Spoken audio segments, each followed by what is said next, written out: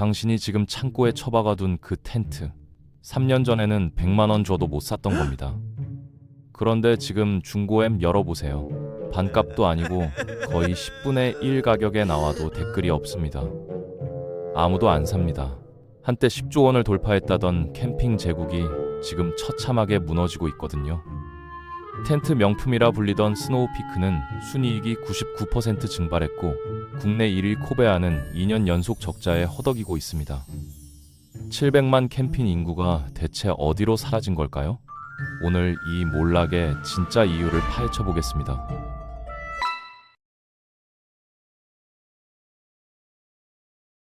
시간을 2020년으로 돌려보면 답이 보입니다. 코로나가 터지면서 사람들은 갈 곳을 잃었죠. 비행기는 뜨지 않고 해외는 막혔고 사람 많은 곳은 무서웠습니다. 그때 캠핑이 유일한 탈출구였거든요.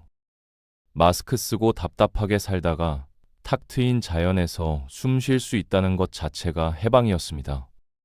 너도 나도 텐트를 사기 시작했고 SUV 판매량은 역대 최고를 찍었죠.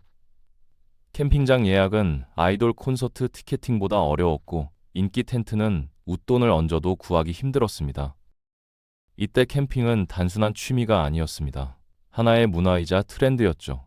인스타그램에는 감성 캠핑 사진이 넘쳐났고 장비가 좋을수록 인싸 취급을 받는 세상이었거든요. 텐트 브랜드가 곧 자기 정체성이 되는 기이한 현상까지 벌어졌습니다. 300만 원짜리 텐트를 자랑하고 희귀 캠핑 의자를 수집하는 사람들이 생겨났죠.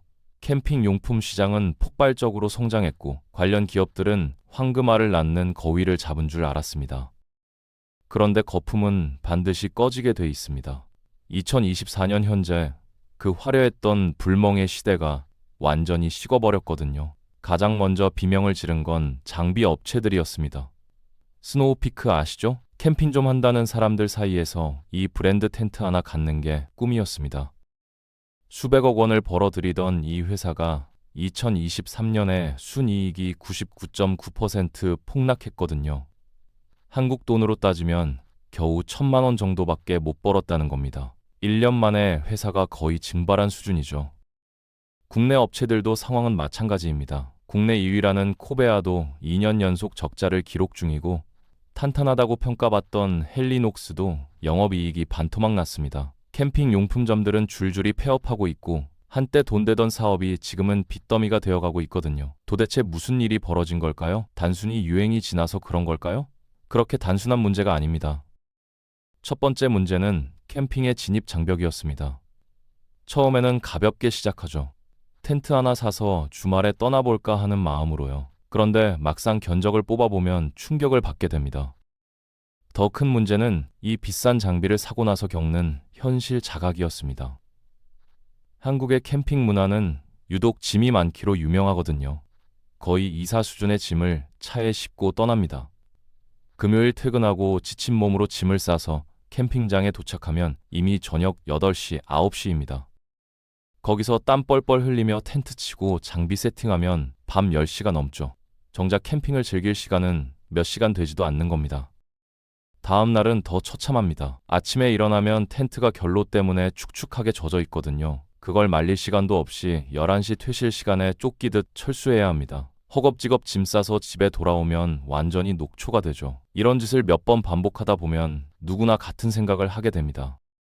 내가 내 돈 500만 원 쓰고 왜 밖에서 이 고생을 하고 있는 거지? 쉬러 간 건데 더 피곤해져서 돌아오는 아이러니에 빠지는 거죠. 그런데 이런 회의감이 들 때쯤 소비자들의 뒤통수를 치는 결정적인 사건들이 터졌습니다. 바로 캠핑장들의 배짱 장사거든요. 수요가 폭발하니까 가격을 올리는 건 이해할 수 있습니다. 자본주의 사회니까요. 그런데 정도가 너무 지나쳤습니다. 몇 년 전만 해도 3만 원에서 4만 원 하던 1박 요금이 지금은 7만 원, 10만 원을 훌쩍 넘기거든요.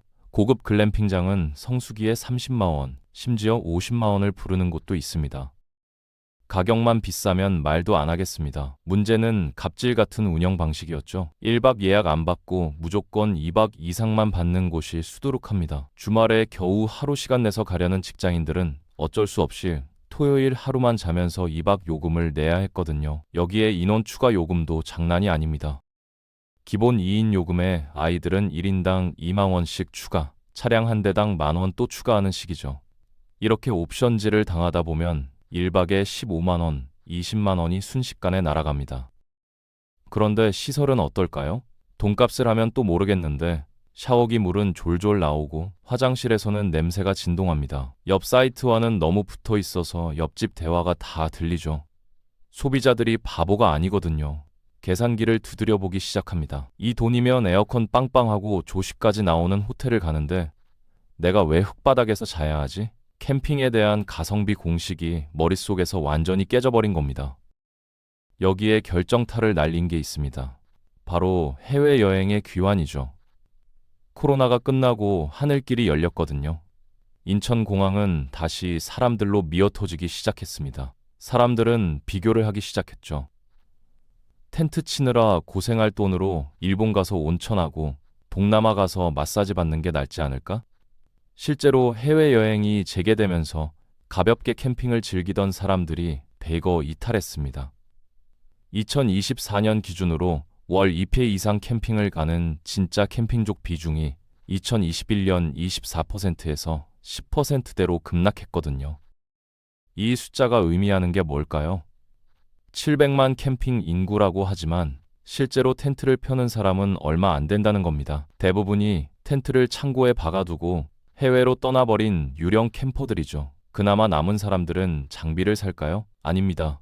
여기서 등장하는 게 알리익스프레스와 테무의 공습이거든요. 국내 브랜드에서 20만 원 하던 텐트가 중국 직구로는 5만 원, 6만 원입니다. 물론 품질 차이가 있겠죠. 하지만 1년에 한두 번 가는 사람들에게 그 정도 품질이면 충분합니다.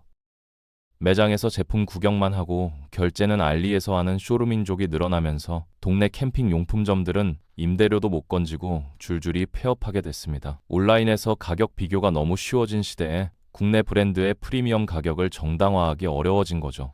품질로 승부하겠다고 해도 1년에 한두 번 쓰는 사람들에게 그 차이가 크게 와닿지 않거든요.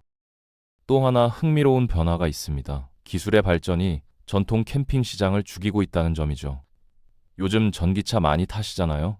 전기차에 있는 VEL 기능이 캠핑의 판도를 완전히 바꿔버렸습니다. 예전에는 가스버너 챙기고 무거운 파워뱅크 배터리 챙겨야 했는데 이제는 전기차에 코드만 꽂으면 에어프라이어로 요리하고 전자레인지 돌리고 에어컨까지 틀 수 있거든요. 그러니 누가 가스버너를 사고 누가 비싼 랜턴을 사겠습니까? 차박 문화가 급성장한 것도 이 때문입니다. 텐트 칠 필요 없이 차에서 바로 자면 되니까요. 설치하고 철수하는 시간이 사라지고 비가 와도 걱정 없고 에어컨까지 틀 수 있으니 기존 캠핑의 불편함이 대부분 해결됩니다. 기술의 발전이 전통적인 장비 업체들의 설 자리를 빼앗아 버린 거죠. 지금 캠핑 시장은 극단적인 양극화 상태에 빠졌습니다. 중간이 없어요. 아예 차에서만 자는 차박이나 배낭 하나 메고 떠나는 백패킹으로 아주 간소하게 가거나 아니면 수억 원짜리 캠핑카를 사고 1박에 50만 원짜리 럭셔리 글램핑을 가는 초호화로 나뉘었습니다. 가장 돈이 됐던 시장, 4인 가족이 텐트 치고 고기 굽던 그 거대한 중간 시장이 완전히 붕괴된 겁니다. 이 현상 어디서 많이 본 것 같지 않으세요? 바로 이웃나라 일본이 먼저 겪었던 일이거든요. 일본도 애니메이션 유르켄 열풍으로 캠핑 붐이 불었다가 1년 반 만에 거품이 꺼졌습니다. 수많은 캠핑장이 폐허로 변했고 산까지 사서 캠핑장을 만들겠다던 사람들이 파산했죠. 중고시장에는 장비가 헐값에 쏟아져 나왔습니다. 지금 대한민국이 그 전초를 그대로, 아니 더 빠르게 밟고 있는 겁니다. 특히 우려되는 건 뒤늦게 캠핑장 창업에 뛰어든 자영업자들입니다. 땅만 있으면 돈 된다. 글램핑은 무조건 흑자다라는 말만 믿고 퇴직금을 털어넣으신 분들이 많거든요. 지금 상황이 정말 심각합니다. 캠핑장 하나 제대로 만들려면 15억에서 20억 원이 드는데 손님은 줄고 전기세 같은 고정비는 오르고 시설 경쟁은 더 치열해지고 있습니다. 수도권 인근에 30억 들여 만든 캠핑장이 10억에도 안 팔리는 게 지금의 현실이죠. 중고시장의 상황은 이 몰락을 가장 적나라하게 보여줍니다. 한때 프리미엄이 붙어서 정가보다 비싸게 팔리던 텐트들이 지금은 반값도 아니고 3분의 1, 4분의 1 가격에 나와도 거래가 안 되거든요. 댓글이 달리지 않습니다. 사려는 사람이 없는 거죠. 창고에 처박아둔 장비들이 자산이 아니라 애물단지가 되어버린 겁니다. 정리해보면 이렇습니다. 지금의 캠핑 산업 몰락은 단순한 유행의 변화가 아니거든요. 비상식적인 가격 인상으로 소비자의 신뢰를 잃었고 해외여행이라는 강력한 대체제에게 패배했으며 저가 중국산 공세와 기술의 변화에 적응하지 못한 총체적인 구조적 붕괴입니다. 코로나라는 특수한 상황이 만들어낸 비정상적인 수요가 정상으로 돌아가면서 거품이 한꺼번에 터진 거죠. 하지만 캠핑이 완전히 사라지지는 않을 겁니다. 오히려 거품이 꺼지고 나면 진짜 캠핑을 사랑하는 사람들만 남는 건전한 조정기가 올 수도 있죠. 과도한 장비 경쟁 없이 자연을 즐기는 본연의 캠핑 문화가 자리 잡을 수도 있습니다. 다만 그 과정에서 준비되지 않은 기업들과 유행만 쫓아 창업한 캠핑장들의 고통스러운 구조조정은 피할 수 없을 겁니다. 혹시 지금 창고에 쓰지 않는 텐트가 처박혀 있진 않으신가요? 아니면 이번 주말 큰맘 먹고 비싼 캠핑장을 예약하셨나요? 불멍의 낭만 뒤에 숨겨진 차가운 경제의 현실이 있습니다. 어쩌면 지금 우리는 뜨거웠던 캠핑 열풍이 남긴 재를 치우고 있는 중인지도 모르겠습니다.